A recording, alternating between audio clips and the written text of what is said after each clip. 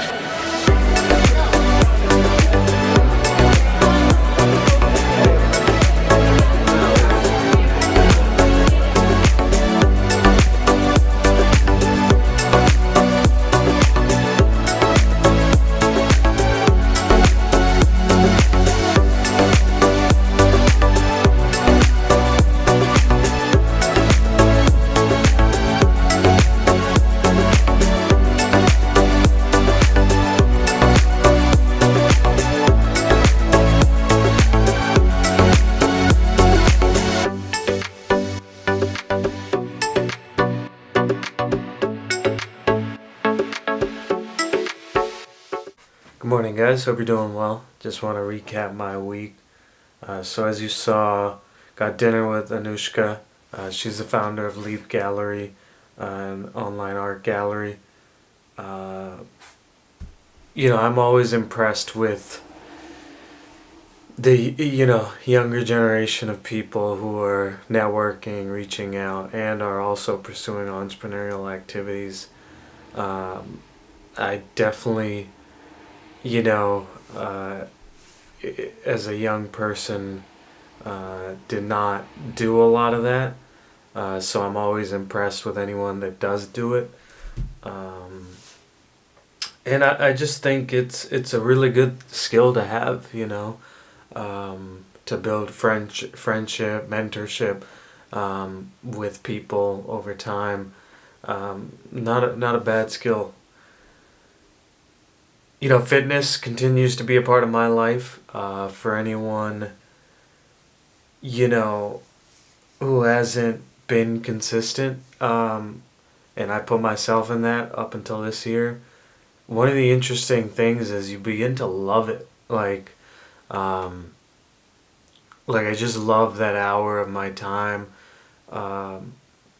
being at the gym. I think in many ways, because it's probably the most present I am. Not really looking at my phone. And then I think the challenge of just trying to physically challenge yourself is also fun. Got dinner with Adi, and it was my first time at Barcelona.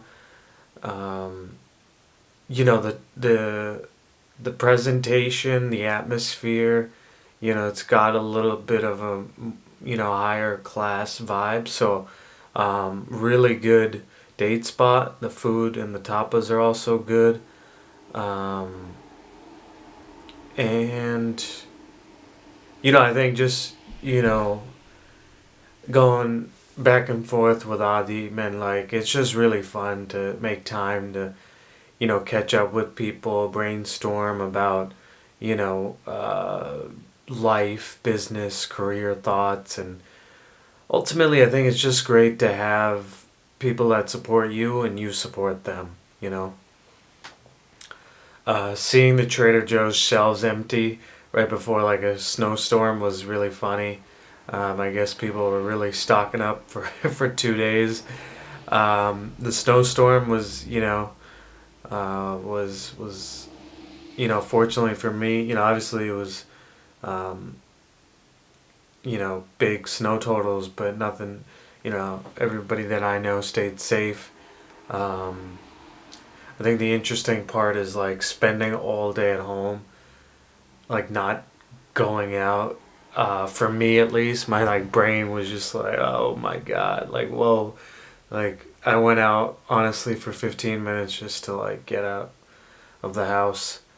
Um, then I spent time with Pratish and Shivam. Again, just going back and forth on life. Um, Pratish talked to me about his business. He also gave me a book. Thank you for that. Um, I think one of the interesting things about like talking about entrepreneurial type activities or even just life in general is getting the feedback of because you'll never see yourself the way others do. And um, for example, Shivam said something to the extent of, I hope you're able to acknowledge the good that you're trying to put out. And it was interesting because for me, um, all of this is really born out of losing a friend to suicide. So, on a certain level, I'll never be satisfied in the sense of, I'm never going to get him back. And so I'm always chasing and pushing myself to even do more, to build a society that he would have wanted. Um, but it gave me a good perspective because I don't really self-reflect on, um, at least, the good that I am trying to put out there with the content and, you know, chopping up clips of people giving life advice. And I think it's an important skill for all of us to develop is acknowledge the good you're doing. And, not in a bragging way, but just acknowledging what you're doing. And again, I mean, the power of brainstorming and life talks, man, that it's just really powerful. Definitely recommend it. Um, really enjoyed our time. And then this week I watched the Netflix series on Neymar. Um, I really enjoy these, where the athlete is kind of the author of the narrative. So often, we don't realize it as sports fans, but like the narrative we're getting told is interpreted by a journalist. And just seeing the journey, he showed, his humble background, poor slums, growing up there to where he is today. Um, an interesting point that he makes as a youngster is like one day after practice or something like that, the coach, like usually he would run, Neymar would, and then one day he didn't, and the coach asked him why he didn't. He said, "Oh well, everybody else left home for home," and he said, you can't always set your goals based on off of what everyone else is doing, and I think that's an important thing to like, obviously for the great ones have it like in them to want that, but it's just important to not let what's around you affect how you're setting your goals. Um, I think it was an interesting showing of him becoming more of a celebrity in popularity, whether it was just because the way he played, his hairstyle and mohawk, whatnot. And I got to give him credit because he's and I don't know if he's developed this, at this point in his later career, or he had it from the beginning, but he's not into people pleasing, which I think is a really hard thing to do. as someone, as a public figure. Um, for me, I think, people will criticize, you know, whatever, his lifestyle or whatever. And I just, for me, like, I never get into those things because I know people aren't perfect, you know?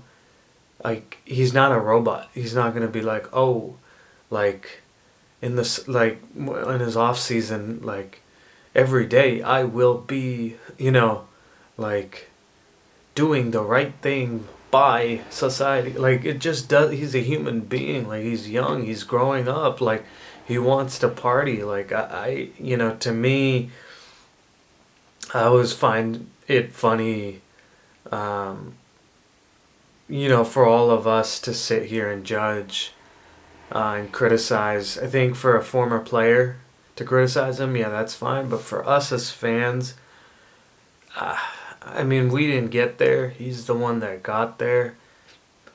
I mean, what's working for him has been working for him. Like, if you're considered the number three best player in the world, he's doing something right. It's also an interesting showing of the crazy sports fans, around the world. Soccer is obviously a different animal in Europe, especially. Um, I struggle because, like this year, Baker Mayfield, a quarterback for the Cleveland Browns, received death threats and for like missing some passes, and just like for me, I never like I love sports, but I never go the extra mile of like that much infatuation, and I think there's something to be said for fans to kind of chill out. I think the other part of the film that was interesting is like his father being his manager. He even talks about it, but just as time has gone on, his relationship with his father is more businesslike. Um, and I think that's an important point for anybody joining family business or bringing in family into their business, because that's such a part of his identity, who he is as a soccer player, and managing his marketing and managing his sponsorship opportunities. I'm not surprised for the two of them that happened. You can see they're having an argument at one point, and like it's tense. It's tense. There's a lot of feelings. Um,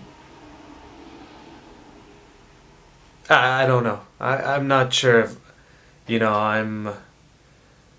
I wonder if the two of them would have a better personal relationship if he wasn't involved in the business. Um, I think it was interesting seeing his father talk so much about maximizing the value and how Neymar's value will go away after he retires. And it's an interesting thought in terms of retirement for athletes and stuff like that, to make sure that they take advantage of that time. It's interesting because the film or series was produced by Uninterrupted, where LeBron James, a famous basketball player, is one of the co-owners. And it was interesting that they emphasized that point because a lot of people, when LeBron went from Cleveland to LA, felt a lot of the reason why was because he wanted to get into production after retirement, and he felt LA was the best place to learn that and develop a production company. Um, I think it was interesting hearing his story of wanting to go to PSG, kind of to be his own man instead of under Messi's shadow. And then, the ups and downs with that, and after a couple years wanting to go back to Barcelona and fans turning on him, but eventually, they went to the Champions League, and fans liked him again. Um, Again, a lot of people are quick to criticize him. I don't blame him. When you're that great, if you're like the number three player in the world and you're playing with the number one player in the world, there's an aspect of, I want to see if I can lead a team myself.